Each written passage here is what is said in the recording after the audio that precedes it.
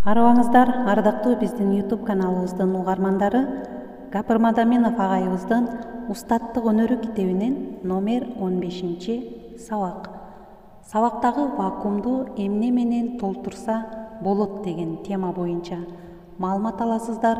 Сабакты даярдаган Салтанат Бейшенова, Талас облусу. Сабактарда вакуум көбүнчө үй тапшырмасын текшерүү, бышыктоо үчүн көнүгүү, маселе, мисал иштөөдө болот. Үй тапшырмасын суроодо бирөө айтат, иштейт, калганы отурат. Бышыктоодо мугалим суроо берет. 1-2 окуучу жооп берет. Же болбосо 1-2 бала доскада иштейт. Отургандар көчүрүп жазат. Эмне жазганын түшүнүп билбестен көчүрүп жазат.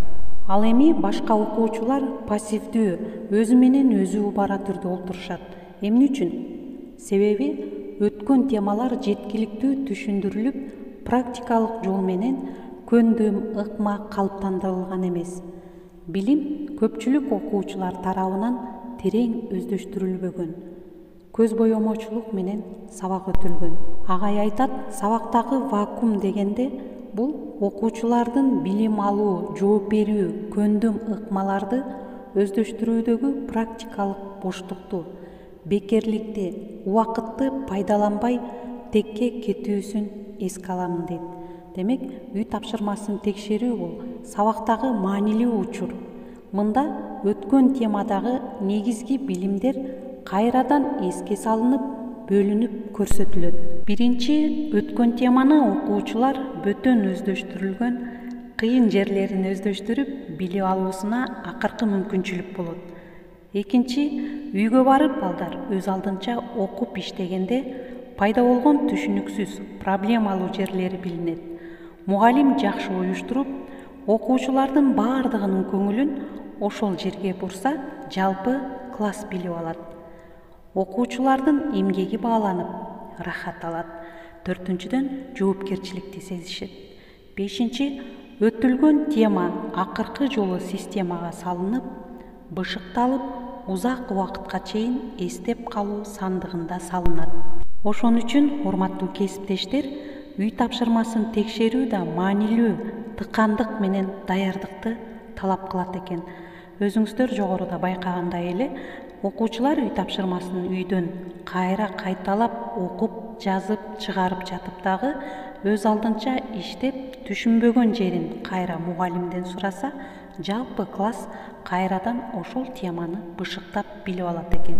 Анда эмесе, урматтуу кесиптештер, сабагыбыздын кийинки этабына өтөлү. Үй тапшырмасын текшерүүнү эффективдүү уюштурууга айрым сунуштар. Көңүл буруңуздар. Биринчи, текшерүүнүн максат, милдети, планы алдын ала жазылып, баардыгына жана ар бирине тапшырма берүү. Экинчи, досканы 3-4 бөлүккө бөлүп алып, 3-4 окуучуларды бирдей чыгарып суроо. Үчүнчү, сүрөт, карта, плакат жана башкаларды чыгарып суроо. Төртүнчү, текшерүү үчүн мыкты окуучулардан дагы окуучу ассистент пайдалануу. Бешинчи, өткөн тема боюнча түшүнүктөр системасын, термин, сөздүктөрдү, формуланы доскага жаздыруу дагы пайдалуу, ошону окуучуларга айттыруу. Партада, доскада, бурчта эки-экиден окуучунун өз ара текшерүүсүн уюштуруу. Ушул усулду мен дагы окуучуларга сабак өткөндө пайдаланып келатам.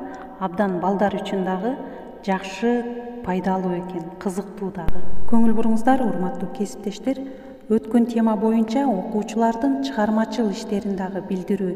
Мисалы, реферат, дил баян, эссе жазып келсе, аларды талдоо аркылуу анализдеп, үй тапшырмасын текшерип, аларды мугалим албетте жыйынтыктап, проблемаларды белгилеп, жолун айтып, негизгисин бөлүп, системага салса, окуучуларды үйрөтсө эң жакшы болуп, өтүлгөн тема балдарга дагы жугумдуу болот. Мындай текшерүүнүн дагы бир артыкчылыгы бар.